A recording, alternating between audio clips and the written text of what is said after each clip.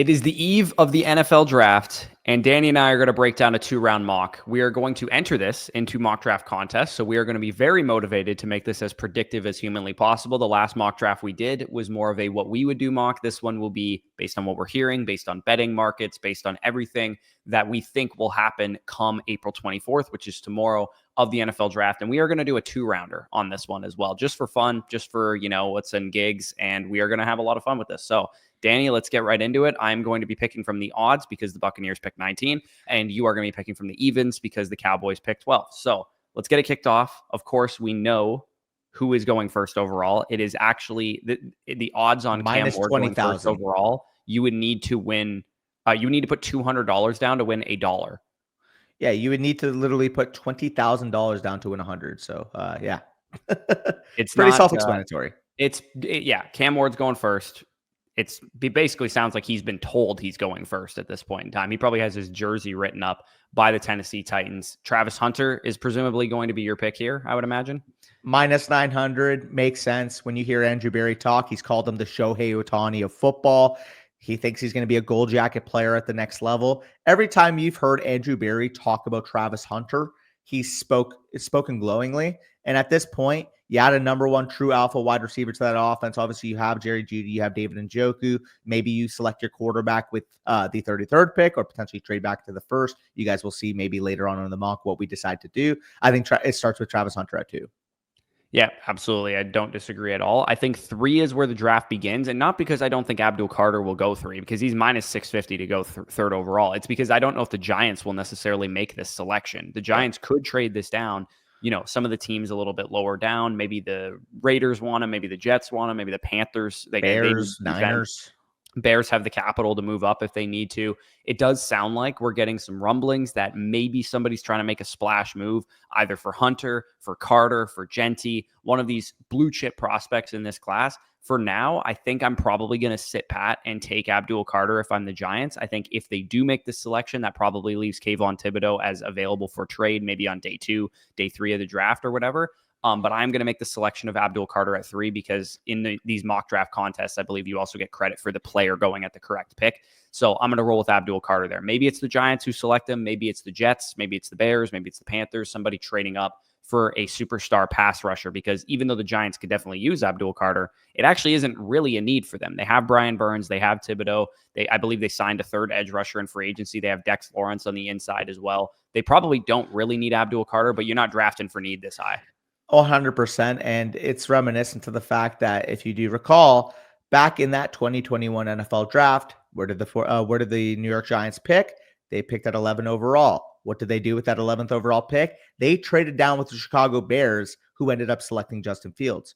Who went at 12th overall in that exact draft? Micah Parsons. The Giants know full and well trading down away from a superstar Hall of Fame caliber player maybe isn't the route they want to go, because they missed out on Micah Parsons for Kadarius Toney because of it.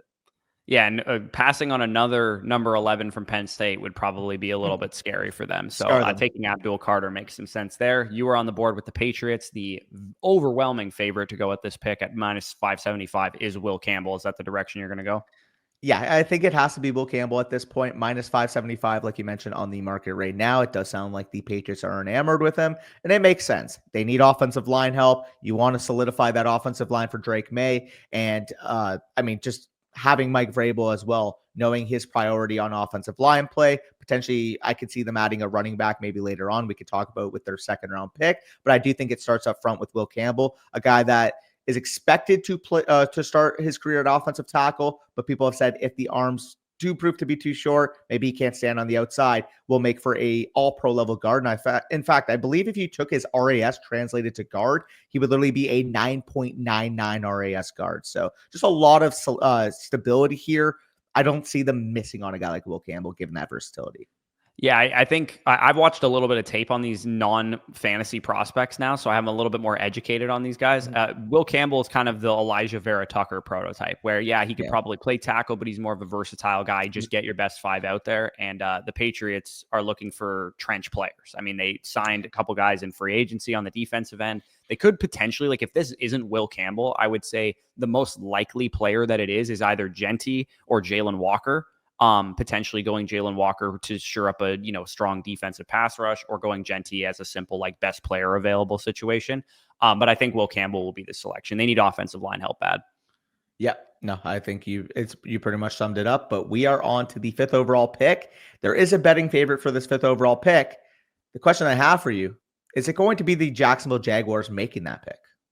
Yeah, so Ashton Genty is currently minus 125 to go at this selection. Mason Graham for the longest time was the chalk in terms of what the Jaguars would do. We've also heard rumblings that I've seen that they're between 3 offensive players for this selection, whether it's Genty, McMillan, or Tyler Warren, all of which they could probably use on their offense. And I saw somebody went back, did a study on when you hire an offensive coach, are they likely to take an offensive player in their first draft? And it was like a 75-80% of the time that an offensive coach, if they had a top 15 pick, would select an offensive player. So I do think that if the Jags stick and pick here, it will be Ashton Genty. Personally, I think that's who they will select. But there is a team that wants Ashton Genty more than Jacksonville, and they have the capital to go up and get him. They are reportedly enamored with the player, and I do think the Chicago Bears, we did this, I believe, in our last mock draft. Can't remember if I think we did it at 5 as well. I think that the Bears are going to come up and come get Ashton Genty here, because it honestly just makes too much sense. It's going to cost them probably 10 and 39, I would imagine, to move up. Like, I think this is probably a very reasonable ask of the Jaguars. You're coming up to get a top 5 player in the draft. And Jacksonville has needs. They have a new GM. They probably want to, form this roster in their image. And it sounds like some of the players they're enamored with, McMillan, Warren, and stuff, will probably be there at 10. Yeah, no, I think this is actually what's going to happen by tomorrow night. The Bears, like you said, pretty much solidified their roster across the board. Go add that superstar level running back in that Ben Johnson scheme. It's hard not to picture him viewing him as his next Jahmyr Gibbs. Absolutely. Yeah. You can use him like Jahmyr Gibbs. He's bigger than Jahmyr Gibbs. You can use him, as crazy as it sounds, he can be Montgomery and Gibbs in your offense. Like what you got from Montgomery on the goal line, what you got from Jahmyr Gibbs in space, Genty can do both of those things. So Ben, we might think, oh, why would you take a running back 5th overall, much less trade up for a running back? But Ben Johnson might think, I want a hammer and I want a, or a Sonic and Knuckles or whatever, but I got Sonic and Knuckles in one pick here. It's actually saving me a roster spot to have a guy like this. And let me ask you this question. Now, the Bears get aggressive. They move up to number 5. Obviously, the dynasty implications of Ashton Genty going 5th overall to the single best landing spot he can go to. How high would too high be for startup drafts for him? He's probably a late 1st round pick, I would imagine. I think you could talk me RB1? into taking him over some of the top receivers, even potentially. Like I don't love starting my drafts like that, but I would say on the market, if people are very excited about the Genty landing spot, I think you can definitely make the argument that he's the RB1 in Dynasty over Bijan, over Jahmyr Gibbs, because you got an extra year or 2 under his belt of team control. He's a little bit younger than those guys. I think he would be a monster dynasty asset in Chicago. You got a good offensive line, a young ascending offense with a great play caller who's tethered to that team. Very easy dynasty takeaways for us. If you guys are regular NFL draft fans, obviously that's mainly what we do over here. You were on the board with the Las Vegas Raiders. What are you thinking? Yeah, and the betting favorite, assuming Genty would be off the board, Genty is currently the favorite at plus 145. The next highest rated would be Armand Membu of the Missouri Tigers, who will be my selection here. No secret, we know Pete Carroll, coming from the regime in Seattle, wants to run the football. Obviously, they would potentially use a running back here if Ashton Genty was on the board. But I think what's more likely is you solidify the offensive line, grab your stable back, maybe a Judkins type, maybe a Caleb Johnson type in round 2, and get a guy in Armand Membu who he's young, he's athletic, shades of Tyron Smith level mover. Like I just see this type of offensive lineman, this type of athlete not escaping the top 8 overall picks. And this to me is the single best landing spot for him personally. You could give me 15 guesses and I wouldn't be able to guess who their right tackle is right now. Like their right tackle is DJ Glaze, the Raiders. Right Colton now. Miller's holding out too, I believe. Exactly. So, I mean, I think they'll eventually resign Colton Miller, but this is a right tackle that you're selecting, presumably at this selection. And people might be like, oh, it's too high for a right tackle. It's like offensive tackle is a premium position. The Giants took Evan Neal with a top 6 pick. People do this, or a top 7 pick. You got to take your offensive lineman very high, especially, and I've heard this from many NFL draft scouts, once Campbell and Membu are gone, and Banks probably too, and maybe Simmons, if you believe you're not worried about the injury history, it's slim pickings out there, man. And that means that these tackles are going high. So Membu being the pick there at 6 is exactly what I would have done as well. Pick number 7, other than Membu, who is currently the betting favorite for the New York Jets. The other ones that we got on the board are Kelvin Banks and Tyler Warren. So again, potentially getting Kelvin Banks this high seems like a reach by the Jets based on some of the mock drafts that we've seen. But I do think he's probably going to go in the top 10 of this range here.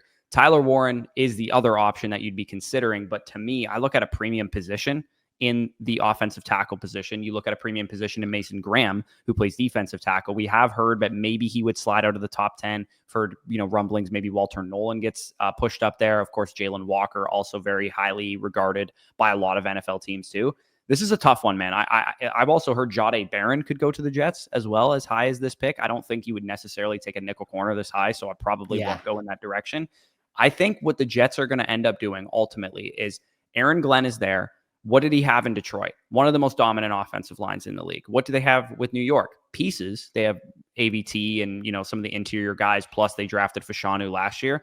You don't have a right tackle. You lost Morgan Moses in free agency. I think Kelvin Banks is going to be their selection because when you come from a very successful franchise, or at least in the last couple of years, like Detroit, being able to run the ball, being able to control the line of scrimmage, I think that they're going to really value the trenches, and your defensive line is pretty solid already. So I think they'll go offensive line.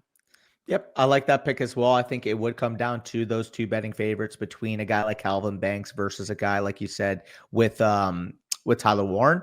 I do think one of those picks will be a New York Giant come Thursday night. So, I like the Calvin Banks call. A lot of reports right now that I believe his over-under was at 13.5 draft position. A lot of steam on the under at this point. Number 8 overall, we are on to the Carolina Panthers. This has been the longest running rumor in the NFL circles, but apparently they are in love with Jalen Walker. Jalen Walker is minus 900 to go in the top 10. And I just personally view it. Dave Canales has already said he wants to address the defense. Yeah, I could potentially see them going off the board with the Walter Nolan, but if you're just trusting the betting odds, knowing that Jalen Walker is minus 900 to go top 10, to me, this is the best spot for him. Yeah, I think Jalen Walker ultimately will be a pick either by the Patriots, the Jaguars, if they stick there, probably not the Raiders, but maybe, and then the Jets probably not as well. But I do think his floor is probably Carolina and New Orleans at 8 and 9. Just given what we've heard about him, it sounds like the character's off the charts, and you know what happens with these Georgia guys. Now, would I love if a Teteroa McMillan was actually the pick there for them at 8? Sure, but they invested in a first-round receiver last year. They hit on an undrafted free agent receiver in Jalen Coker. They can address that position later on in the draft. They had literally the stone worst run defense probably of the last 10 years last year, and also a horrible pass rush to go with it. So, I mean, you want to give Bryce a chance. Maybe don't have him 21-0 in the second half of every game. Yep, fine pick from the Panthers, but now you are back on the clock here with your biggest rival in the NFL, the New Orleans Saints. Yeah, and I would say probably the hardest team to figure out just because they have so many needs. Could they go quarterback? Could they go defensive line? Could they go offensive line? I mean, they drafted an offensive tackle in the first round last year, Trevor Penning, who they drafted, I believe, 2 or 3 years ago. Not very good at this point in time, but do you want to keep throwing assets at that position group? Do you want to keep throwing assets on the offensive side of the ball when you lost Paulson Adebo and Marshawn Lattimore last year in free agency and via trade? You also have a very aging defensive line with Cam Jordan on his last legs and all this kind of stuff. I think that they're going to make an injection to the defensive side of the ball personally with this pick. And I think it's between two players, either Mykel Williams of Georgia, who I don't necessarily think should go this high, but it sounds like this is probably where he's going to go in terms of his overall odds and whatnot. I'm going to go with Mason Graham because I think he's the best player on the board. So I'm going with Mason Graham there. I think the Saints could realistically use a player at all three levels of their defense. They could take a Jahad Campbell, they could take a Mason Graham or a Mykel Williams, or they could take the best corner on the board for them, which would probably be Will Johnson or Jahdae Barron. Yep, Mason Graham currently the second betting favorite behind Mykel Williams for the number 9 pick. That might be just baking in the fact that Mason Graham is also top 4 in odds for the number 8 overall pick. So if he falls to 9, I can totally see him being a New Orleans Saint. And I'll tell you right now, as a Bucs fan, that's not somebody you want to go against 2 times a year. No, I definitely do not. And when you look at Mason Graham's, potential odds of going in the top 10 too, you got a guy who's minus 700 to go in the top 10. So I know there's some, people saying he could slide or whatever. I think the Jags would have been excited to be able to trade down from 5 to 10 here and still get potentially Mason Graham as their selection. But I think they're going to probably spend this pick on offense. Yeah. And I mean, speaking of favored to go in the top 10. Tyler Warren is minus 175. This could be a Tedero McMillan spot. Tedero McMillan's at plus 175, and I do think there's a lot of smoke right now for him to the Jags.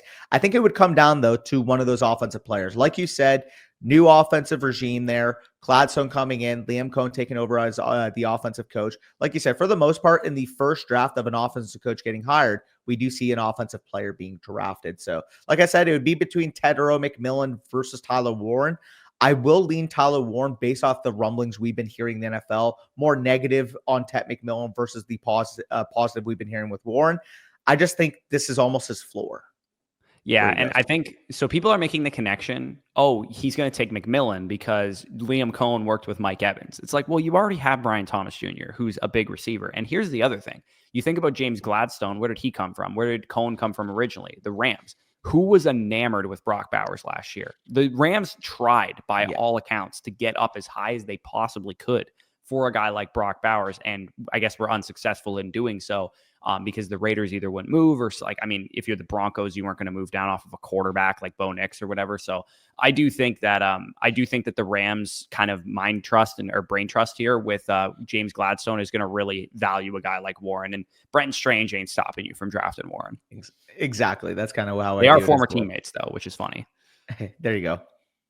So I'm on the board with the San Francisco 49ers. I think very clearly they'd be in a position they'd probably want to trade down from here because I think they're hoping that a Kelvin Banks makes it to them. They're hoping that maybe a Mason Graham makes it to them, something like that. Walter Nolan, of course, is the one getting a lot of the buzz that he could go, as high as 11 to the 49ers. I believe it was Peter Schrager had him 11 to the 49ers as well in his mock draft. This is a tough spot for San Francisco, man. I really don't think there's a tackle really worth it. I mean, you could. I mean, they've gambled on, tackles that have had injury history, including their current starting left tackle in Trent Williams, who had a lot of injuries coming out of Washington when he was there previously. I don't know. Would you think they'd be inclined to take a Josh Simmons here, or do you think they'd go defensive player? So it could be a Simmons. You want to hear where I'm leaning, though? Where? So Kyle Shanahan had reported that the number one thing they look for in their defensive lineman is the ability to set an edge. And the one defensive lineman on the board that all he did in college was set an edge was Mykel Williams. That's a good point. Yeah, that's a really good point. And other than Nick Bosa, like there was a point in time where the 49ers were so dominant up front because they had Buckner. Four guys, and all these guys. They haven't really had bodies along with Bosa. So you know what? I actually like that call out. I think I'm going to go in the direction of Mykel Williams if I can find him. Again, PFF doesn't seem to be as high on him as the NFL seems to be, but based on what we've heard, based on the odds, like you said, the Saints were actually favored to take him over the player that we took in Mason Graham. I think that it's probably unlikely that Mykel Williams makes it outside the top 12 to 15 picks if that's how high he's projected.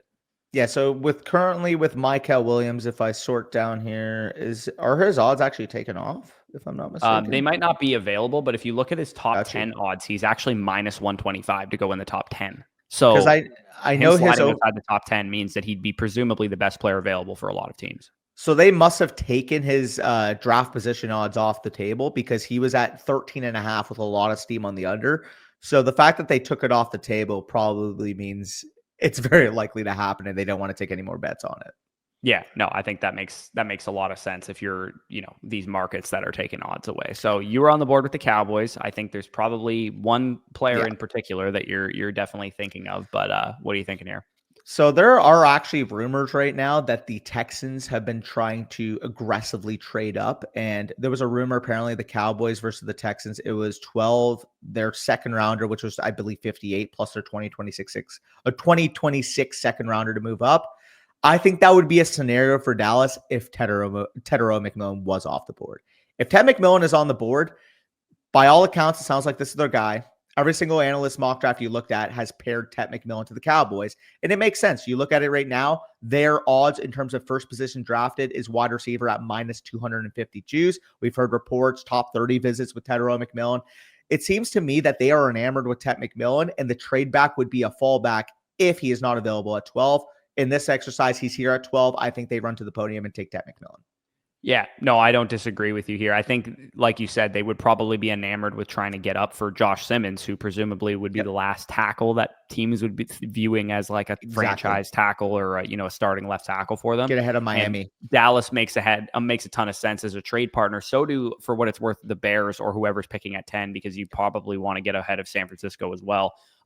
But yeah, I think Miami, now that they're on the board, are probably just going to take Josh Simmons realistically. Like I think it's their biggest need also. They could maybe go in the direction of the top corner on the board because they're probably going to trade Jalen Ramsey at some point. So you could talk me into like a Will Johnson here, could talk me into a Jahdae Barron here. I don't know. If you had to, bet on it right now and say like, what does Miami do in this situation? Are you leaning with Simmons as well? I think they would be running to the podium for Simmons. There's been a lot more of a resurgence on Simmons lately. We've heard a couple people say, well, he's actually the true offensive tackle one of this class. We've heard people say if he didn't have the knee concern, he would have been considered a top 5 overall pick and play with the New England Patriots. And honestly, he's somebody that I'm surprised it took NFL draft buzz to get so long to get this high on, because when he was healthy last year, everybody was talking about him potentially being tackle one up there with Will Campbell. Now, that was obviously before the Armand Membu surgence into the top 10. But for the most part in the season, all I recall people saying was Will Campbell and Josh Simmons are the two guys.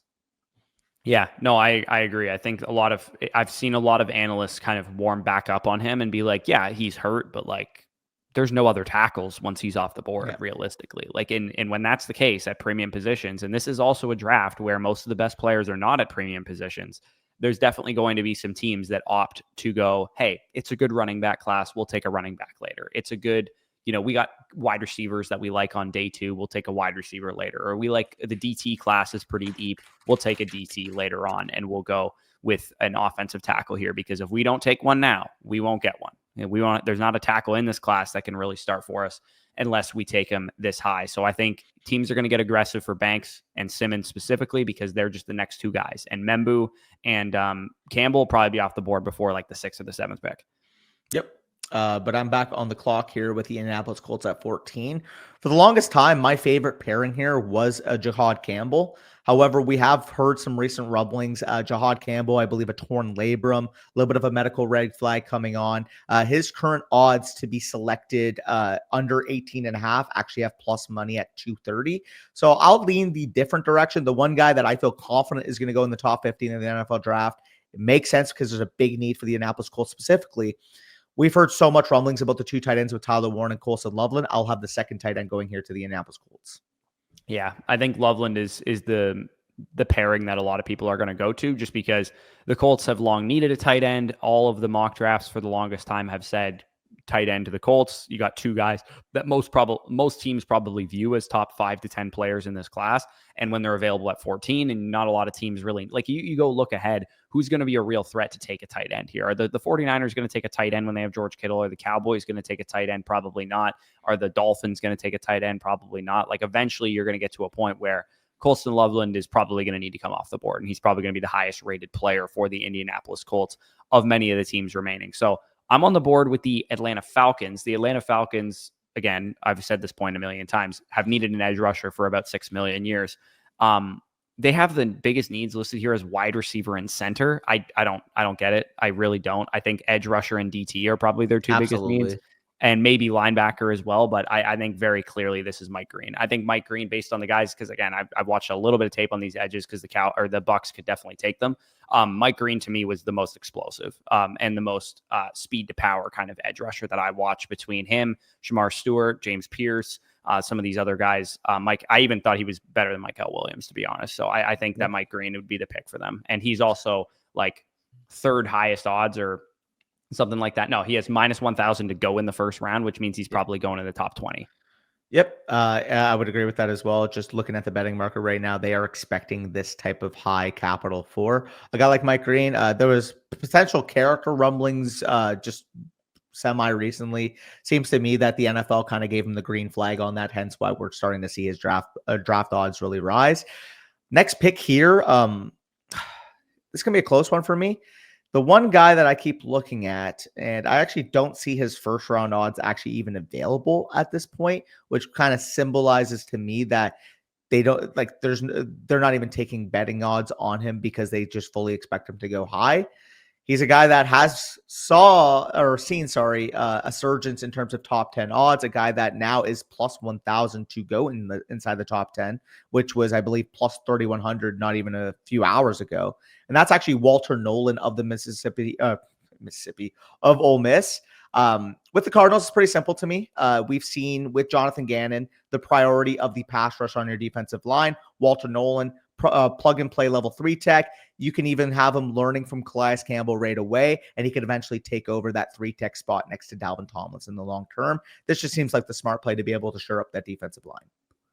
Yeah, no, I think that makes a lot of sense. Walter Nolan going that high. It sounds like there's a lot of these teams. Like you look at, could the 49ers use a DT? Absolutely. Could the Cowboys use a DT? Maybe. Could the Dolphins use a DT? Yes. Could the Colts use a DT? Maybe. Could the Falcons use a DT? Yes. Like there's a lot of teams that are going to need defensive tackles in that range. And I think Walter Nolan going inside the top 16 overall picks or whatever definitely makes some sense. I'm curious. I'm looking at some of just got added, by the way. Walter Nolan, first round, minus 2,000. Yeah. Yeah. He's expected to go very high. One guy that I also expect to go very high that I think might honestly just be a best player available situation for the Cincinnati Bengals here. Jahdae Barron is minus 240 to go under 18.5 for his draft position. Now, the Bengals probably have bigger needs on defense up front, namely, but your defense sucks. Just get the best defensive players in the draft. And to me, Jahdae Barron is the best defensive player on the board. They could go with Jahad Campbell, but they also, like you said, may flag him medically because he is actually expected to go a little bit after this range according to the betting market. So I'm going to go with Jahdae Barron to the Cincinnati Bengals here. Yeah, sharp pick. So they actually have Dax Hill listed as an outside corner right now. So that would have always been my counter is why take another nickel corner when you have Dax Hill, who you drafted in the first round a couple years ago. But by all accounts, it does sound like they're trying to transition him to that outside corner spot next to Cam Taylor-Britt. If you can have, like you said, a do-it-all nickel that can give you reps inside the box and give you reps playing a standalone safety spot, can give you reps, obviously, like you said, at that nickel corner position. He's just that versatile chess piece that they do need on a defense that was historically bad last year. Yeah, name one playmaker on the defense, not named Trey Hendrickson. Get a playmaker on the back end. You don't have one right now. Yeah, you ain't wrong. Now I'm on the clock here with the Seattle Seahawks, and this is a very interesting spot for me. Because on one hand, we are seeing a big surgence in the Tyler Booker odds. Yeah. On the other hand, though, 4.0 RAS, zone-specific scheme with, obviously, what's his name? Sorry, Kubiak coming over, Clint Kubiak coming over. I just don't think he's a fit on the Seattle offensive line. However, another offensive lineman that has big-time betting odds right now is Gray Zabel at minus 2,000 to go in the first round. And I do ultimately think that's where the Seattle Seahawks lean. There are also rumblings. Apparently, they will trade one of their running backs, whether it's Charbonnet or Kenneth Walker at the NFL draft. I think regardless, though, you trade one of those running backs, you still need an offensive lineman. And I think Zabel, given his inside-out versatility, makes a ton of sense for what Seattle's trying to do. Yeah, no, absolutely. I think it would make a lot of sense for them to go into your offensive line. Zabel is going to be an easy transition, just like my team, who's picking on the board right now, saw with Cody Melk. You grab a North Dakota State, offensive tackle. You move him inside. He ends up being borderline a Pro Bowl caliber guard for us last year in just his second season. So Bucs are on the board. This is a really good board for them, in my opinion, like based on the players that are still available. In my estimation, as a Bucs fan, the biggest need for them is inside linebacker. The second biggest need for them is outside corner. And the third biggest need for them is edge rusher, probably a developmental guy because you sign Hassan Reddick, who I think they can get the most of. Chris Braswell was a second-round pick last year. I think they can get the most out of as a third edge guy. And Yaya Diaby is a pretty clear standout kind of number 2 edge rusher that you hit on 2 years ago in the third round. This to me has to be Jahad Campbell. I mean, his odds are basically set. Does he go to the Buccaneers or not? It's 18.5 for a reason. And I do think they love Jahad Campbell. I do think they would heavily consider Will Johnson and Donovan E. and some of these other guys, James Pierce, maybe Shamar Stewart, somebody like that. But I'm going Jahad Campbell here. I think he just makes the most sense. We have no inside linebacker play. Levante is 34 years old. He's going to retire probably next year. And even this year, we have no one beside him. So get Jahad Campbell into the team. Hopefully, this labrum issue is not something that takes him off the board. Because if we pass on him, I'll probably be sad. Yeah, no, he's a stud. He's the clear linebacker one, in my opinion, in this class. And if you guys view him as that franchise-altering inside linebacker, especially a guy that can learn from Levante David, you guys aren't worrying about a torn labrum in the short term.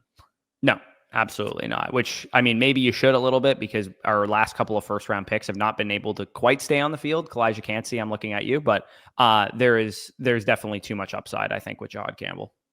Yep, for sure. Now I'm on the clock here with the Denver Broncos, and you can make the case maybe they go with a wide receiver in this spot. Maybe they go a different direction than the direction I'm going here. But ultimately, what I'm looking at is with the Denver Broncos, minus 150 for running back to be the selection. And the clear RB2 in the class, in my opinion, is still available with Omarion Hampton. That's exactly where I think they're going. I think Sean Payton wants a lead ball carrier, and he gets one here with Omarion Hampton. Yeah, no, it makes a lot of sense that they would go in that direction. It's too difficult to not see the Denver Broncos taking an offensive playmaker of some kind because they've done their homework on the receiver class, they've done their homework on the running back class, and by all accounts, too, it sounds like they actually are trying to trade up. Maybe that's for a receiver, maybe that's for a running back. I don't exactly know. I would venture a guess to say it's for McMillan. Because Sean Payton loves size at the wide receiver position. So that would be my guess. But it also could be for Emeka Egbuka as well, because by all accounts, it sounds like he has so many fans around the league. Everybody loves how he interviewed and all that kind of stuff. And players like that usually go a little higher than you think. My guess would be McMillan, because simply considering the fact that he used 6'5", 210-pound Devon Vele predominantly in the slot last year, I can see Sean Payton just viewing Ted McMillan's movement ability, yards after catch ability over the middle of the field as his next big slot, Michael Thomas. So I could definitely see them getting aggressive for a guy like Ted McMillan, probably trying to jump into the top 11 to take him from the Cowboys is what I would assume. I like wide, for what it's worth. We're not really giving betting advice here, but them plus 380 to take a wide receiver with their first pick to me is pretty nice. Because if they do trade up, I believe it would be for a wide receiver. I don't think they're trying to go all the way up to get Genty. It would probably cost them too much. And I also do think that if they even just stick at 20, it's probably a coin flip for if they take a running back or a wide receiver, depending on if Hampton's there, if McMillan's there, if Egbuka's there, if Golden's there, whatever. For sure. But you are on the clock here with the Pittsburgh Steelers. Pittsburgh Steelers right now, I believe, are favored to take a quarterback. I can just check that in a second. But actually, no. Okay. Defensive line and edge has jumped quarterback in the last day in terms of their betting odds to be their first pick. Yeah, they could definitely use some edge help, especially given TJ Watt's, a little bit up there in age and defensive tackle wise, Cam Hayward can't play forever. They're tough to figure out, man, because I think their offensive line is pretty much set based on what they've done in the last couple of draft classes. I think this is a sneaky like Malachi Stark spot for sure. They could definitely go with the safety position. Is Shedeur going to be the guy that they covet? That'd be my one question. I tend to think that they will take Shedeur Sanders if this was the board that stacked up to them personally. It's not much, however. Similar to, when Cam Ward was playing Fortnite and he was asked who are your top 4 receivers? And he named all Tennessee Titans. Oh, who are your top 4 running back? Named all Tennessee Titans. There was actually a rumbling. So I forget who it was that interviewed Shedeur. But Shedeur was recently interviewed as who are the top connections in the league of quarterback and wide receiver. And he basically said, DK Metcalf, George Pickens, whoever the quarterback is going to be this year, is what he said.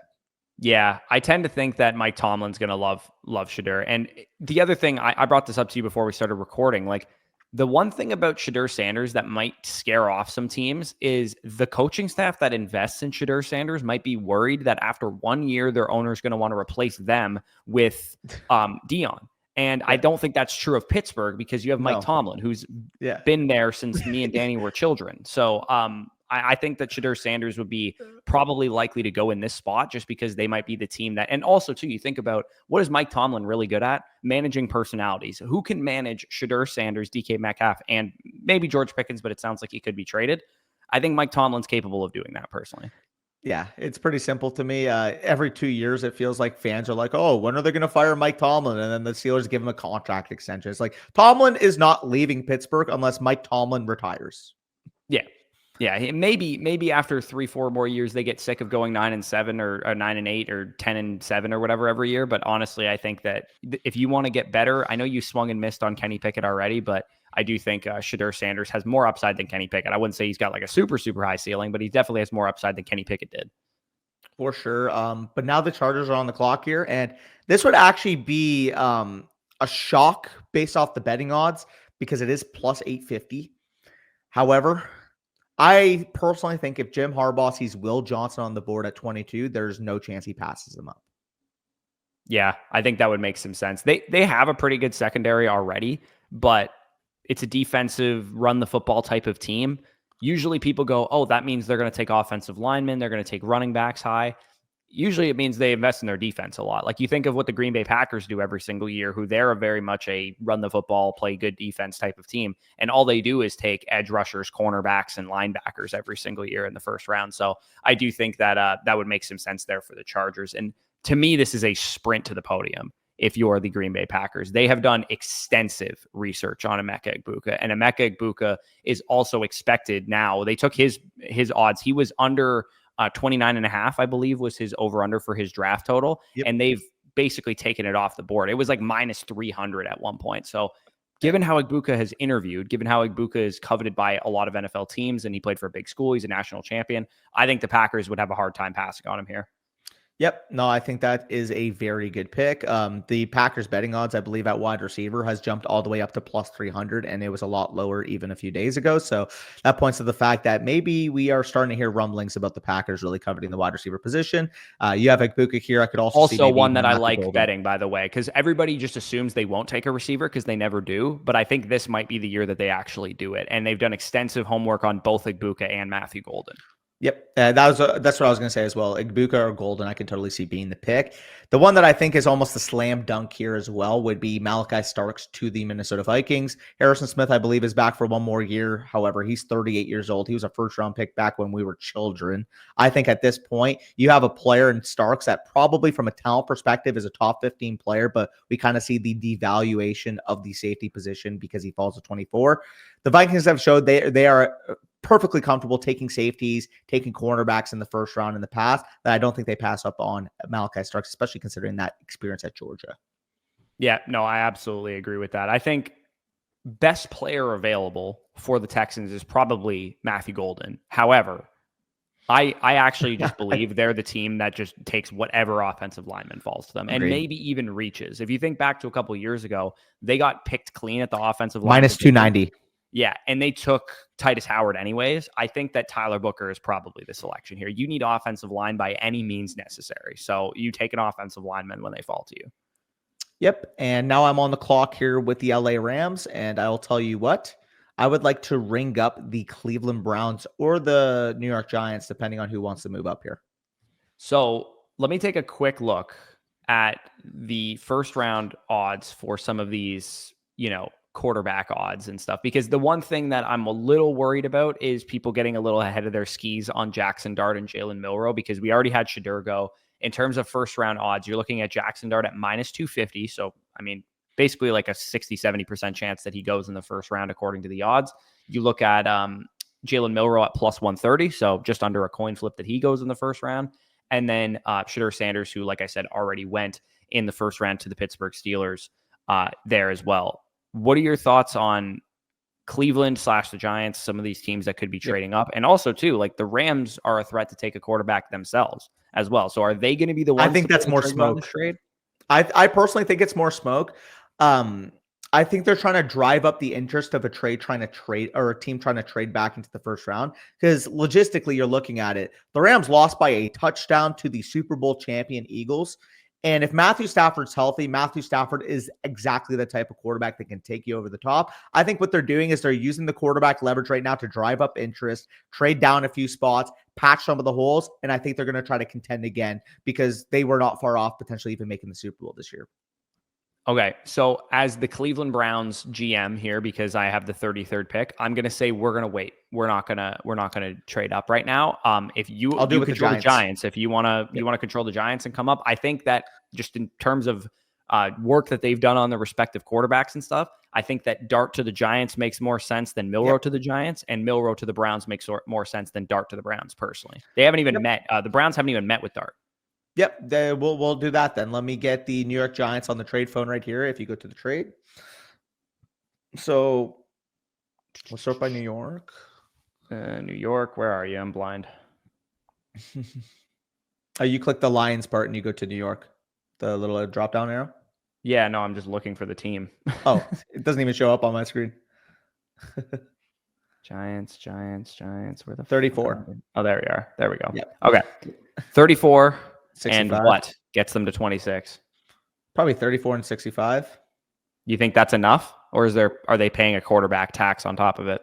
See, I think 8 spots plus what's the first pick in the 3rd round is very reasonable at this point of the draft, personally. Yeah, especially given I would say the weakness of this draft class overall, and the fact too that the Rams don't currently possess a 2nd round pick. So them getting the first pick in the 3rd round kind of borderline gives them a 2nd round pick. Yeah, I think, and again, that also gives more credence to the fact that I think the reason why the Rams are hyping up the quarterbacks is potentially make this type of trade down and recoup, whether it's a late 2nd or an early 3rd. Yeah, and I mean, if you're a Rams fan, you're like, that's not enough for us to move down. It's like, okay, maybe they throw in their 26-4 or something like that just to like get it done and secure the pick. But I think that when you look at who's the most desperate to get a quarterback in this class, to me, it's not Cleveland. To me, it is New York. Yeah, Dable wants his guy. Now, you could make the case that, oh, they have Russ. They signed Jameis Winston. They might think they're set at the quarterback position. I honestly just think they cover their bases in case they don't get a Dart. Yeah, and Dart is going to be the guy that they select here, I would presume. And the Browns are probably just sitting there going, you know what, we're okay with whoever falls, whether it's Milroe or Tyler Shuck or whatever guy. Again, this is predictive, so I would not take Tyler Shuck that high, not even close. But they might be thinking at 33, we'll take whatever guy falls to us. We feel pretty similar about all of them. They've done their homework specifically on Shuck and Milroe more than they've done their homework on Dart anyways. So I think that makes sense. The Baltimore Ravens are on the board here. I'm actually very curious where their odds are. So defensive line edge is actually a pretty significant favorite. And it's funny, I actually bet this myself. Donovan Ezeraku or trying to think who else, like maybe Shamar Stewart. They could definitely be the toolsy type of team thinking, oh, we know how to develop players and that kind of thing. I think I'm going to go with Donovan Ezeraku just because I think he is more likely to go in the 1st round than Shamar Stewart. But I mean, Shamar Stewart actually has odds potentially to even go in the top 10. I think they're going to rattle off the board pretty quick here, these edges. Yeah, I would agree as well. Donovan Ezeraku, like you said, minus 500 at this point. So I think that is a very sharp bet. The other guy I would have considered too, maybe a Kenneth Grant if they went the defensive tackle spot. And another guy that has really, really high odds that probably should hear his name called in the next couple of picks. There's actually 2. Derek Harmon minus 1,600 to go round 1. Nick Emonwari to go minus 1,200. And in fact, when I'm looking at the Detroit Lions, do they have, let me just check what their interior defensive line's looking like. I think they could definitely use Derek Harmon for sure. So they got Aleem McNeil, DJ Reader, Le'Veon Zuriki. So I think they'd probably lean more of an edge here. Can we look at the edges real quick? Yeah, we got Pierce and Scorton and Shamar Stewart on the board. Plug in Shamar Stewart all day. Yeah, Shamar Stewart. Where is his? I'm actually curious where his odds are. They're not even available right now, I believe. Oh, so he's just an absolute lock to go in the 1st round then. Yeah, is how they view it. Yeah, no, that makes sense. I think these, like I said, maybe these edges are sliding a little bit, and they probably should have gone a little bit higher than this, but they ain't making it out of the 1st round for sure. And speaking of edges not making it out of the 1st round, I mean, running back, guard, cornerback, I think the Commanders could go in a number of different directions here. Again, I'm actually quite curious what their odds are to take the first position that they take, just because I think they're relatively playing with house money just as a roster. They thought they were going to be a lot worse than they are. Their odds are pretty heavily skewed towards the defensive line right now. Safety is their next closest one. So they would probably be deciding between Nick and Emonwari and James Pierce probably. I think there's probably some smoke to this James Pierce has attitude concerns kind of thing based on what I've seen. So I think that Emonwari would probably be the pick for them there. Yeah, I like that pick as well. I believe they lost Forrest in free agency, if I'm not mistaken. They currently have Quan Martin and Will Harris as their starting. They lost Chin in free agency, I think, too, right? Where did he go? Where did he end up going? Well, ironically, Chin was the leader of the RAS metric for safety before Emonwari broke it as well. Like he's a 10.0 RAS score safety, which the previous leader was Jeremy Chin, who the Commanders just had.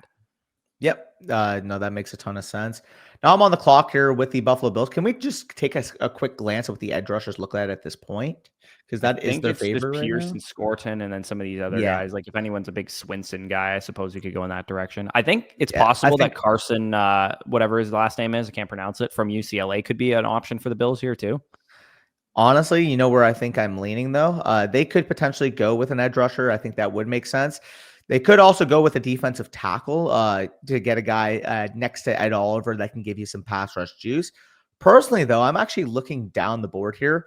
There is a wide receiver that is projected 17.5 over under with, I believe, juice on the under. So the fact that he's even available here, I think he's almost a lock to go in round one. We already talked about it on the Sell These Players Now video yesterday, but there is a lot of rumblings about Golden to the Buffalo Bills as well if he were to slip. Obviously, in this scenario, he does slip. I think he's going to be a first-round pick. So really just tying the tea leaves together, I think Matthew Golden they might view as maybe their Stephon Diggs replacement in the long term. Yeah, and you guys might be like, the Bills don't need a wide receiver. They have Shakir, they drafted Coleman, they have Kincaid. Well, they've met with more wide receivers than any other team in the league. So it appears they don't feel like they're done at this position. And they don't really have like a prototype separator type of wide receiver other than Shakir over the middle of the field in the slot. So, I mean, your comp for Matthew Golden was like a young Minnesota Vikings Stephon Diggs light, and Matthew Golden now goes to the team that employed Stephon Diggs once upon a time there. So Kansas City Chiefs, I think they're also the type of team that could just be like, we're just going to take the best offensive lineman on the board, just like Houston, where like we kind of need to amp up our protection right now. They've low key, really, since the 2019 or the 2020 Super Bowl against the Bucs, not been able to figure out their starting five. And they also just lost one of their best interior guys in Joe Thuney to the Bears trade. And I believe they lost a tackle in free agency as well. So they could definitely use some help on this position. So I'm going to roll with Josh Connerly as the selection for them, because I feel like they just need to beef up their interior offensive line and potentially their tackles as well. For sure. And now we go on to the Philadelphia Eagles, and I can totally see them being a team that maybe trades back a few picks if a team wanted to try to jump the Browns for a Milroe. The Browns are going to be the team to trade up, by the way. I like that. Yeah, let's do it. I want to be, because I control the Browns, I want to trade up that one spot. I do believe that the quarterback that they are after is Jalen Milroe. And I do believe that Jalen Milroe would benefit from some time to sit. And I do believe that the Browns are going to value that fifth-year option. 104 for 134 maybe? Or 94 for 134? Yeah, let's go 94 for 134. It's you got to trade up, get the first round player option or whatever. So I'm going to take Jalen Milroe in the first round. Again, he's just under a coin flip to go Plus here. So this isn't like insane that I'm doing this. And of course, you guys know, what we would do mock draft, I would have taken him before Shedeur Sanders and Jackson Dart. So there it is, 4 first-round quarterbacks. And the Lamar Jackson, Jalen Milroe comp comes full circle. I was just going to say, overall pick. Traded up for that pick, too. If you remember with Lamar Jackson, they traded also up traded with the Philadelphia Eagles. Yeah, fuck. Oh my God, the parallels are crazy. Hopefully, for Milroe's sake, he could end up becoming a Lamar Jackson level quarterback, because that would be very nice, especially if you do get some dynasty shares. But yeah, and Joe Flacco get to teach Jalen Milroe how to be a pro for 7, 8, 10. Oh my God, they have Flacco too. What the? Yeah, literally. They also have Joe Flacco, who Lamar Jackson replaced. That is actually comedy. It's written in the stars, fellas. We're into the second round. We're going to rattle through these ones a little faster just because we want to do that. The Philadelphia Eagles, they have a decision to make on Jordan Davis. I mean, this is actually your pick. I'll let you make it, but you could roll with a Kenneth Grant and just replace Jordan Davis here in the long term, or you could, add to the edge position. That what Philly. Jordan Davis was 2022, right? Defensive lineman. Davis was 2022, so he'll have a 5th-year option as well. He will, yes. Sorry, I forgot he was a first-round pick, actually. But, he does have a 5th-year option, potentially. They're very likely to select an edge just based on the betting odds. It's plus 100. Give it Skewerton, simply put, about 280 pounds, tough, can set a hard edge. Who do they lose this offseason? Brandon Graham? I just think it makes a ton of sense. Yeah, no, I think that makes a lot of sense as well. The Los Angeles Rams, I believe, are also your selection because they are an even numbered selection here. Okay, so now this is a little bit tougher. If I look at their odds right now, or NFC, I think they're definitely at risk to, because they traded down. I think that this could be Mason Taylor right here as well. I was going to go Maxwell Hairston. Their cornerback is their favorite right now, and Max Hairston had minus 250 to go in the first round. Another guy, by the way, that we should probably get off the board in the next couple of picks is Derek Harmon, because he is minus 1,600 to go in the first. Yeah, so I think that makes a lot of sense there. I'm on the board with the Tennessee Titans. I know who you want me to select. Oh, please do it. So Luther Burden is the one that Danny is referring to because Luther Burden to the Titans would make a lot of sense. We at one point in time said that, hey, maybe this guy could have a Jamar Chase level college football career. Didn't really materialize into his junior season. If we had just, gone off his sophomore tape like we did with Chase, who knows, man? What if Chase goes back to school at LSU and Joe Burrow's no longer there and he doesn't have that good of a season? Like, it's very possible that could have happened had Chase not sat out for that final year in COVID. But I am going to go with Luther Burden here because I think the Titans also have met with very close to the top of the league in terms of the amount of receivers they've met with and brought in on top 30 visits. And Luther Burden was one of those names. So I do think that they're going to heavily consider him at the top of the second round. And benefit here for Luther Burden is he doesn't have to be the number one right away. Calvin Ridley can take away those number one corners. For sure. I think that was a sharp bet. Also, I went to go search the Jags odds, and they are actually off the board right now for their first selected position. So little tidbit there. Regardless, though, the smoke that we heard for the entire offseason was Mason Graham 5, Mason Graham 5, Mason Graham 5. Well, guess what? Let's go take his teammate here at 36. Yeah, I like that. I like that a lot. And I'm back on the board with the Las Vegas Raiders, who also have been slightly connected to Mason Graham as well. And Derek Harmon, you mentioned, was supposed to go in the first round. And I think that's probably the direction that the Raiders go with here. They ended up taking Membu in the first round in this mock draft. So we're just going to shore up the trenches big time. They could use wide receivers and running backs, of course, but you're going to have names there in the third and fourth and fifth round for those position groups, specifically at running back. Like, the Raiders realistically could wait till the fourth or fifth round and find their starting running back if they had to.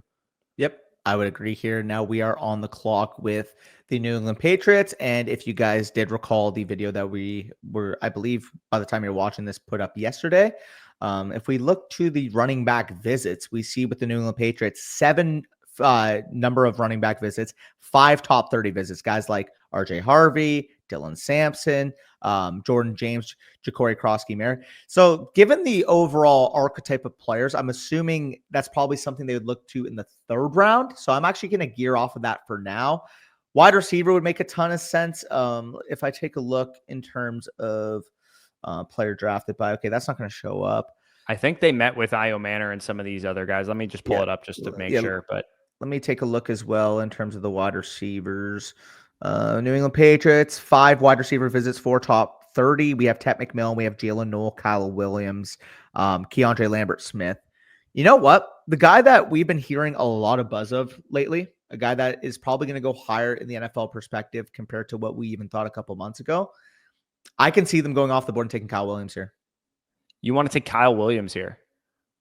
We're hearing a lot of buzz. They're connected to him given the visit. All right. I mean, the Patriots also selected Jalen Polk over Ladd McConkey, but they traded down from the Ladd McConkey pick to select Jalen Polk, who they thought was in a similar tier. So Patriots not drafting the correct receiver went on the board. And not that I think Kyle Williams is bad. He's my wide receiver 8 in the class. I just wouldn't take him over Jaden. I agree. Or like Io Manor, but that's why it's predictive. Yeah, I could see him doing it. They met with him.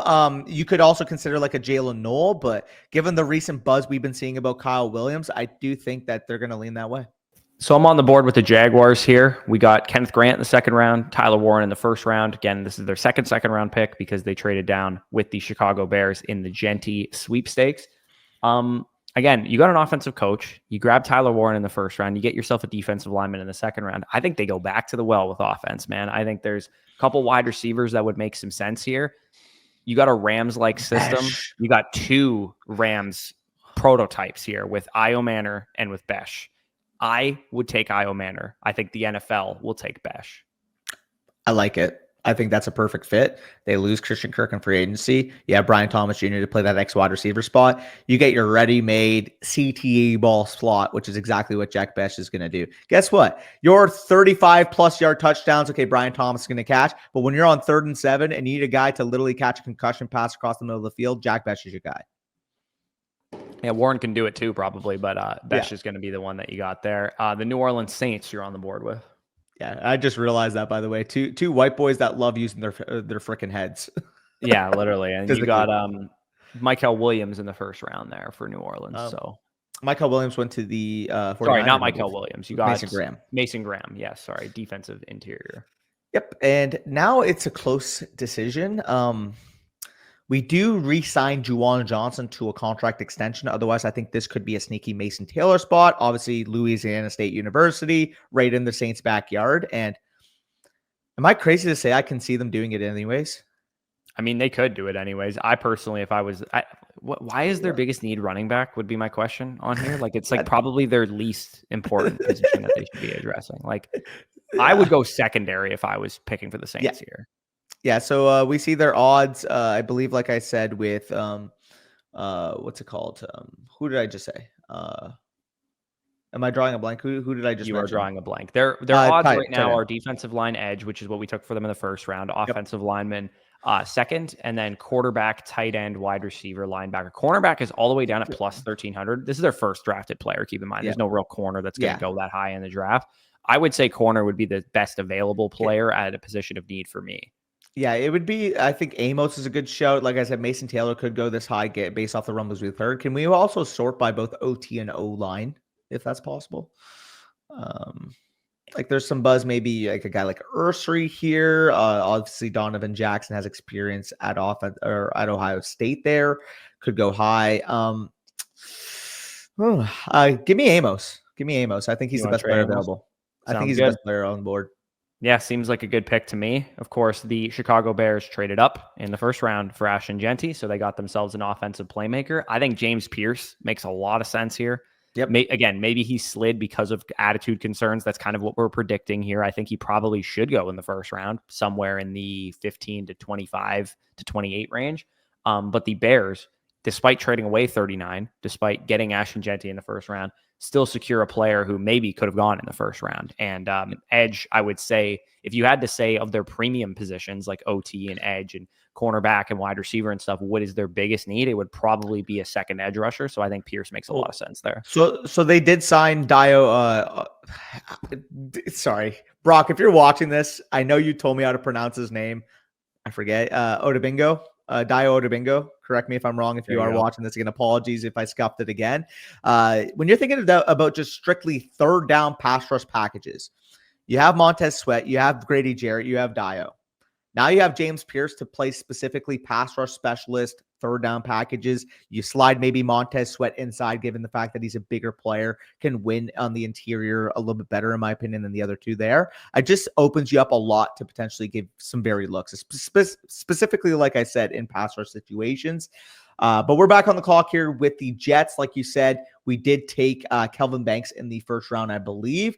I still do think they need a tight end. We've heard recent buzz that this guy's going to be a fringe first round pick. I don't mind Mason Taylor at this spot. Yeah, so again, if I was making this selection myself, I don't know if they would actually do this. I think that Io Manor was built in a lab to play for the Detroit Lions. Obviously they have Aaron Glenn there and they have an offensive coordinator for the Detroit Lions. That would be just my interjection that I would take Io Manor here. But I do think it's very possible that the NFL views Mason Taylor as just a better player. Yep, I would as well. So we'll just take Mason Taylor here. Now you're on the clock here with the 49ers. Micah Williams with the first pick. Okay, so they went defensive line in the first round. They probably have to go offensive line in the second round. I'm going to give him Donovan Jackson, figure out the best place to play him. Again, I can't lie to you guys and say that I've watched a ton of Donovan Jackson tape, but I think that you could probably plug him in on the interior at the very least, maybe see if he works out for you at tackle. For sure. Now I'm on the clock here with the Cowboys, and I already know what people are going to be saying. Oh, well, they're going to take a running back here. They're going to take a running back here. I don't think they are. I think they're looking at number 76 overall to take their running back. We've already heard from Brian Schottenheimer himself that the offensive line play is much more important than the running back running behind them. We've already gotten that in his pressers. Where I actually think not even offensive line here, where I think they end up leaning. Story time. His dad took a picture with him meeting with Jerry Jones saying, finally getting to meet the man, which got deleted off of Twitter about a day later. And if you go to Siobhan Ravel's dad's profile picture, it's him with a Cowboys logo in front of him. Connecting the tea leaves, Trayvon Diggs, we don't know how his knee injury is going to be progressing from. Siobhan Ravel going into the season was viewed as a consensus top first round pick, top 15 overall pick. He's got the requisite size. He's got the ability to play on the outside. I think the Cowboys are in love with Siobhan Ravel, and I do think they pick him at 44 if he's here. Yeah, and like you said, just because the running back class is really good doesn't mean that they're all going to fly off the board the second the second round comes along. Like we still have Henderson, Judkins, and Caleb Johnson on the board. So it's very possible that teams would maybe be making phone calls, trying to get up or whatever. But there's also a possibility that people are like, if I miss out on those guys, I'll get Damian Martinez or Devin Neal or RJ Harvey or Byshell Tootin or Ollie Gordon or whatever running back they like later on in the draft, Cam Scattaboo, whatever. So at 45 overall, we gave him Colson Loveland in the first round, the Indianapolis Colts. They probably could use some help on the defensive side of the football as well. I think that they could go linebacker here with Carson. I can't say his name. I'm not even going to try. But I'm going to roll with him because they could have gone Jahad Campbell very easily in the first round. Yeah, no, again, I'm not going to lie and say I've watched a ton of Schlesinger tape, but from people that I trust, say that he's your prototypical 3-down linebacker, moves very well, and can cover well. And I do think those are things that the Colts will prioritize in the second round, especially like you said, after getting a guy like Colson Loveland in round 1. But now I'm on the clock here with the Falcons. Can we just take a look? I believe, who did they take in the first round, if I'm not mistaken? They ended up taking Mike Green. Mike Green. So they got their edge rusher there. Can we take another look at just the other linebackers available here, just so I can get a quick? I think Demetrius Knight's the only one worth a damn. Yeah, I can see that being the direction. I can also see them going check centers, maybe. Let me just take a look what their offensive line is saying right now. So Falcons, Tate Ratledge, Jared Wilson on the board here. I mean, Jared Wilson would make sense. He played center at Georgia.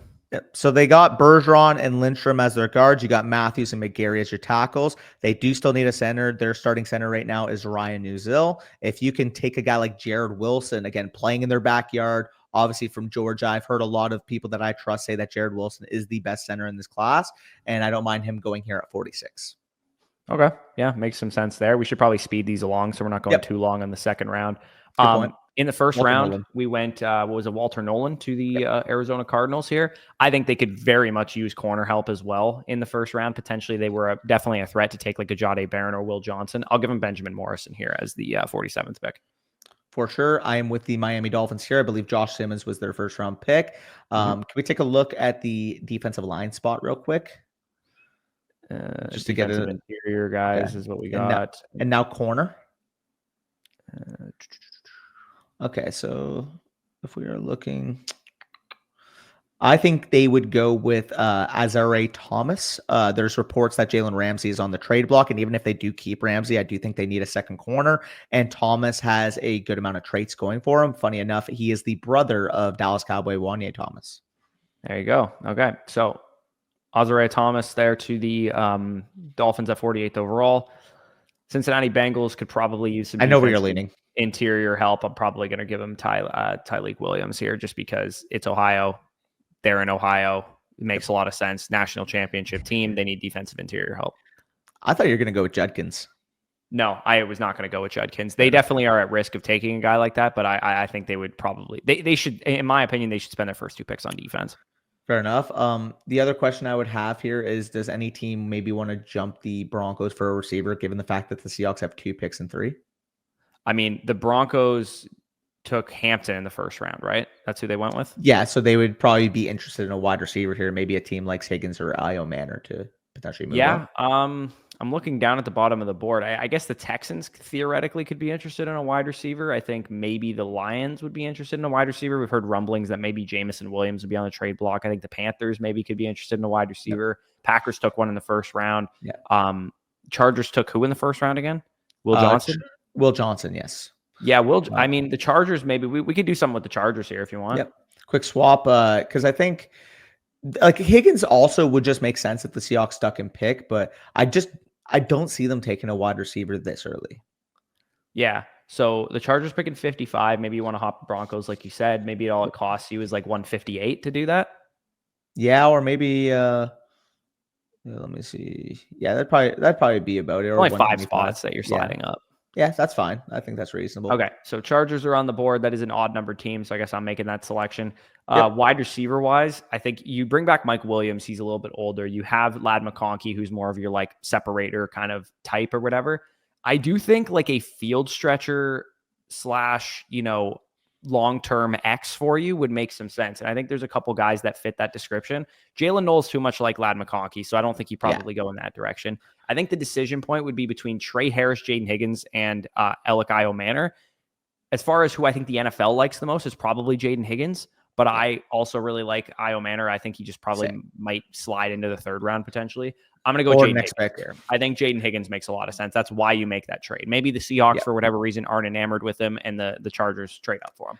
And fun fact, I believe last year when they drafted Lad McConkey, they traded up, I believe, 5 spots, right? Something like that. Yeah, they traded up to 34 or whatever it was to get ahead of, I think it was, they traded directly with the New Patriots, England. actually. Yep. Yeah. Yep, exactly. But you're back on the clock here with the Broncos. Could go with the receiver here, like you said, because they drafted a running back in the round 1. I'm going to. Yep, which makes a ton of sense. Yeah, again, I love Io Manor, man. I think this would make so much sense, but I think they would take Trey Harris. So I'm going to go with Trey Harris there. Yep, I think that is very fair. And I mean, I mentioned maybe the Seahawks make that trade because they're like, okay, we don't need 2 picks this high. Maybe we bank on another pick because we loved all 3 wide receivers available on the board. Because I also do think Ellick, given the fact that he played, 88% of his snaps on the outside, can play that X wide receiver position. You have Cooper Kupp, you have JSN rotating in that interior. I can see them taking that true athletic X wide receiver with Ellick here. Yeah, I think that's a good idea. Let's roll with Ellick Io Manor there. By the way, I know I contradicted myself. I said I don't really see them taking a receiver until round 3, but then I forgot literally if Ellick Io Manor's on the board, I think they would be able to do that. So contradicting myself. They recouped some draft capital by trading down, Exactly. and maybe they were going to take Ellick with that selection anyways. Yeah. Tampa wants more draft picks, and there is a player on the board that I think should not be on the board. And the Washington Commanders are going to come up and take Trevion Henderson in this situation, and they're going to give 128 for 150. Maybe that's a little bit too little. Do you think they'd give up this much to move up this many spots, or do you think this is a little steep? 61 and 128. Maybe you send Throw back 235 back just for shits and gigs. Sure. Yeah, sure. I don't think people are going to be too upset about the day 3 capital that we may be misaligned, but that's fine. Yeah, I mean, you have Austin Eckler on the team. You could use explosiveness on your offense in general, and Henderson makes perfect sense for the scheme that you run. And of course, complements Brian Robinson in the short term. And Brian Robinson's a free agent after this year, gives Henderson a chance to become the starting back for you after year 1. Let's get cornerback on the board right here because we are also hearing rumblings about Jair Alexander being moved. I think a Darian Porter would make a ton of sense. Okay, let's roll with Darian Porter to the Green Bay Packers. Seahawks again on the board. They traded down with the Los Angeles Rams. We selected Greg Zabel for them in the 1st round, so they did end up getting an interior guy. And then, of course, we took Io Manor for them here. Let me just take one more look at the IOL because, honestly, I'm going to take Tate Ratledge here because they could use multiple pieces on that interior offensive line. I think Zabel probably starts as your center, and you can move Ratledge around at left guard or right guard there. It's the worst interior in the league, so you could use 2 bullets at it for sure. Yep, don't mind that at all. And we will go to the edge rusher position because I do think if they don't take one in round 1, round 2 would almost be a lock. I think Landon Jackson would make a ton of sense. He is their prototypical 6'7", 285-pound level edge, and SEC production playing at Arkansas, rated 39th on the board. They might just view him as best player available and have inside out versatility. Yep. Yeah. No, I think that makes sense. I think the Panthers also, given that the edge position still has some guys on it, I think they would probably be quite interested in this position. I'm curious what wide receiver would look like. Yeah, I don't think they'd be enamored with anybody on the board. They did get Walker. They did. Yes, they did get Walker already. You're right. DB maybe is an interesting position. Let's take a look at safety. Watts is definitely an interesting option there. Cornerback, you could go with, it's a little bit steep there. I'm going to roll with Watts. I'll go with Xavier Watts for them. I think they could use some, again, Carolina, let's just spend picks on defense. I actually this might be a hot take, but if you're confident that Xavier Legette can take a step forward in year 2 and Jalen Coker can take a step in year 2, I don't think you have to spend high capital on a wide receiver if you're Carolina. Would it be nice if you could maybe throw a 3rd or a 4th round pick on another piece that could help you out? Sure. But it's not like you need to take a receiver at 8 or something like that. Like you have enough there. You have the run game to be able to carry the offense. Your defense was just such a train wreck. And Bryce Young, as much as he could use like a Ted McMillan or whatever, I do think it's a good enough receiver core to get by if your defense is better. Yep. And going back to the video that we talked about with the sell these players now, another team that was sniffing around the running back parts, specifically with the high-end running backs in this class, is the Houston Texans. Quinshon Judkins, Caleb Johnson, Omarion Hampton, all guys that they brought in with their top 30 visits. We've talked about in the past, who is my comp for Quinshon Judkins? Joe Mixon. And who do the that will be Texans the employ? selection there. And he will probably back up Joe Mixon in year one, maybe work as a 50-50 split. And Joe Mixon, who I believe is on the last year of any guaranteed money of his deal and who has over 2,000 career touches under his belt, would be the perfect guy to mentor a guy like Judkins too, because Judkins is very much a lot like a young Joe Mixon. And if he can teach him anything, hopefully it's the ability to run routes, catch the football consistently and stuff, because that's what Judkins probably needs the most help with. That would make a lot of sense. The Ravens, I believe, who did we take for them in the first round? An edge rusher? Donovan, right? If I'm not mistaken. Yeah, Donovan Ezraku in the first round. We have on the board a couple options for DBs for them, I think would make some sense. Kevin Winston Jr., admittedly, don't know a whole lot about him, but he's ranked number 33 on the board here. What kind of safety is he would be my question, because you already have Kyle Hamilton, obviously. Partially torn ACL, ended his junior season. So he's coming off of a blown knee, which is not ideal. Only had one. Kenny Phillips is the comp there. That's more of a strong safety type, I guess, is what you're looking at. I'm gonna pass him. We'll roll with maybe Omar. Like, do they got an edge rusher? Maybe they want an interior guy. Let me just check their interior depth chart for you. Yeah, let me go IOL too and see what. There's nothing really available at that position, so you probably don't want to go in that direction. So they got Matabuike, they got Travis Jones, they got Broderick Washington. They probably don't go interior.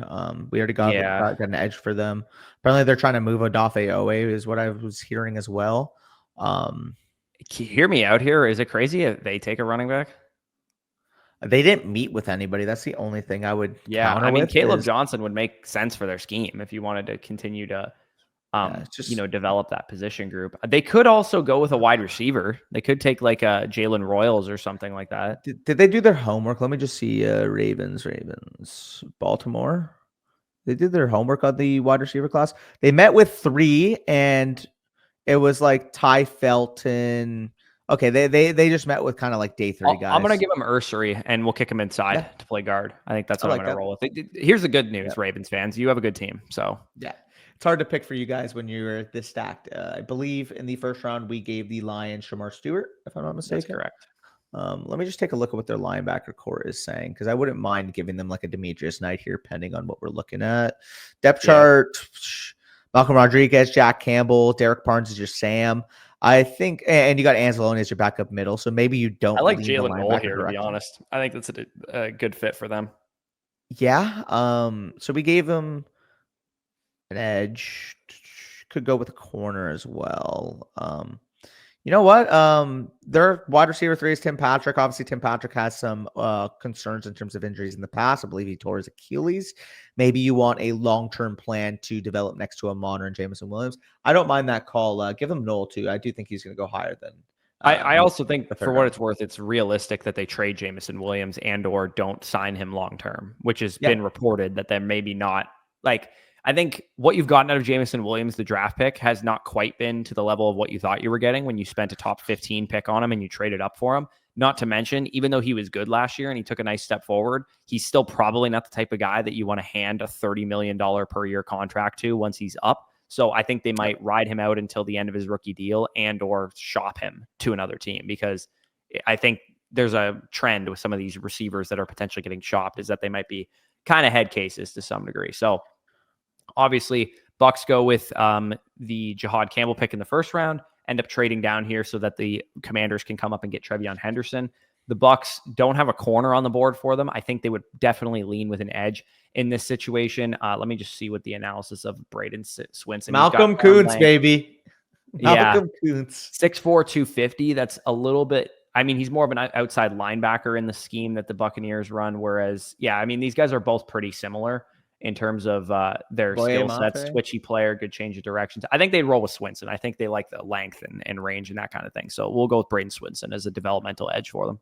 For sure. Now I'm back on the clock. I believe edge rusher and wide receiver are the 2 picks we gave them. That's correct. Yeah. Can we go interior? Could go Demetrius Knight. I think Demetrius Knight would make a lot of sense here. Makes sense. Can we quickly check corner as well? It's bad. I know we've picked the corners clean. Really? Yeah. Yeah, I know you're not wrong. Maybe I could see them on draft day going off the board with like a Jacob Parrish, but realistically, that's not somebody I want to mock here. They got what? Terrell Bernard, Matt Milano, who's older, coming off of an injury-prone season, and maybe they view Demetrius Knight as their long-term fixture next to whether they keep Milano or Bernard. I don't think they would keep both in the long term. So yeah, give me Knight. All right, we rolled Demetrius Knight. We went with an OT in the first round in, what was it, Connerly? Yeah, Connerly to the Kansas City Chiefs. In the second round, they could pretty much go in a number of different directions. I think interior defensive line is just, there's too many good players on the board here, so I'm going to roll with Norman Lott as the selection for the Kansas City Chiefs. I was going to say that would also be a Caleb Johnson spot if you wanted to go that direction. It would, but I think when you got a couple DIs that are, higher rated than a guy like Caleb Johnson, they're also the type of team that if they draft a running back, again, maybe it's a Caleb Johnson, maybe it's somebody like that, but I tend to think it would probably be more of a third, fourth round type of running back than it would be a second or a first round. Yeah, I think that's fair. Can we check the wide receivers on the board just so I can take a look? Because there were potential rumblings. Probably not a guy that I would see them taking in round Bond 2. and Horton and Royals kind of make sense for what they could kind of need across from AJ Brown and Devontae Smith. Obviously, from a fantasy perspective, we would hate that, but like NFL perspective, it would kind of make sense, I suppose. It irritates me picking for the Eagles because it's literally just hard to pick for them considering they don't need much. Yeah, we give them an edge already with Nick Scorton. So, I mean, some of the best available players are edges. You could go in the direction of like, you could go tight end, I think would make some sense potentially. Yeah. Oh, is Mason Taylor still on the board or we picked him? No, we picked Mason Taylor, but you could go with a Fannin or a Ferguson or a Arroyo. Thing is like if we try to map it out, let's just say they move Dallas Goedert for a day 3 pick. Where do we think he would go in this instance based off the mock that we gave? Maybe a Denver's the team that trades for Dallas Goedert because they didn't take a tight end with either of the 2 picks. Well, I think Tampa Bay would be interested in Dallas Goedert personally. Yeah, so we'll say one of those 2 spots. It'll probably be a day 3 pick because he is on a relatively big. They'll probably take a tight end and then trade Goddard is probably what will happen. Yeah, it would be between Arroyo and Ferguson. It does sound like the NFL has been buzzing a lot more about Arroyo. Again, we personally are not on the Arroyo train, but given what we've heard from the NFL, I can see Arroyo being the pick here. Okay. The Eagles are the one franchise that are like kind of connected with the like analytics and dynasty community. I wouldn't be shocked if they were the Fannin team either. That'd be fun. That would be fun. That would be really fun. Anyways, that was the first. It says first round mock draft. I guess it's not going to show us the entire. You would have to go to full results if you want to see the second. So basically, we could show the first and then scroll down. Yeah. Okay. This is the mock that we ended up going with. Again, we're not going to go over every single pick. Any favorites in the first round? Anything that we think we would hang our hat on happening? Personally, I think the Bears are coming up for Genty. That would be the one thing that I would say with the first round, because we're doing this from a predictive lens. I think that Genty is going 5, whether it's to the Jaguars or to the Bears. Yep. And I mean, obviously, I would love the Ted McMillan spot, but like that's pretty obvious. I think the other one that I think will end up happening, Michael Williams just feels like such a 49er, and I don't think that's been talked about as much in the cycle. But once I heard Kyle Shanahan describe his ideal edge as a guy that can set a hard edge, it just speaks to the fact that they will take Michael Williams if he's there at 11. Yeah, I also think Calvin Banks is very, very much in play for the Jets at 7. I think that they're probably very much hoping that Membu or Campbell are there, but I don't think they will be, which is what we have in this scenario. And that's what ends up happening. And if we go to the full results, again, these second round pairings are going to be a lot less likely to hit because there's so much that happens before players being off the board and stuff. I would say there's a couple that make a lot of sense. Jack Bech to the Jaguars makes just so much sense. Same with Burden to the Titans. And like you mentioned, the Siobhan Ravel to the Cowboys. I also really like Trevion Henderson to the Commanders, whether it's in the first round or in the second round. Yep. No, I like that as well. But that is our full first 2 rounds of the NFL draft that we projected out. Again, come Thursday, come Friday, we're going to have a lot more information on these guys. And as Corey's going to mention in a second, we'll continually update our dynasty rankings throughout. Yes, of course. So if you guys are dynasty players, of course, make sure to check out our other videos. Maybe you just found us for NFL draft purposes, but this was our full 2-round mock draft. Let us know if you enjoyed. Like, comment, subscribe. What did we do with your favorite team? Did we screw you guys over? Did we give you a great draft? Let us know in the comments. And if you are dynasty players, head on over to flockfantasy.com. You can get our dynasty rankings, our rookie rankings, all that stuff will be added and updated throughout the NFL draft. If you are wondering what our plan is for the NFL draft, we will be live tomorrow night when the draft kicks off, Thursday night, Friday night, and probably a little bit of Saturday as well. If you guys want to, hear commentary on the picks, hear us break down as we go through the draft, somebody selected, we do it kind of Mel Kiper style, break down what we thought of the prospect, what we think of the pick. And it's a ton of fun. If you guys have been here for draft streams before, you know that Danny barely makes it out of them alive, but for the most part, they are a ton of fun, whether Danny's drunk or whatever else. Wouldn't bat an eye. It's enjoyable. It's an enjoyable time. You sit down, have a couple drinks with us, watch the draft, and hear our thoughts. And of course, once Thursday's over, we're going to update all of our draft guide with all the Thursday information and the rankings on the site. So for those of you guys that are complete and utter sickos and you draft the minute the NFL draft is over, we should have you covered for your dynasty rookie draft. So with that being said, peace out. We'll talk to you soon.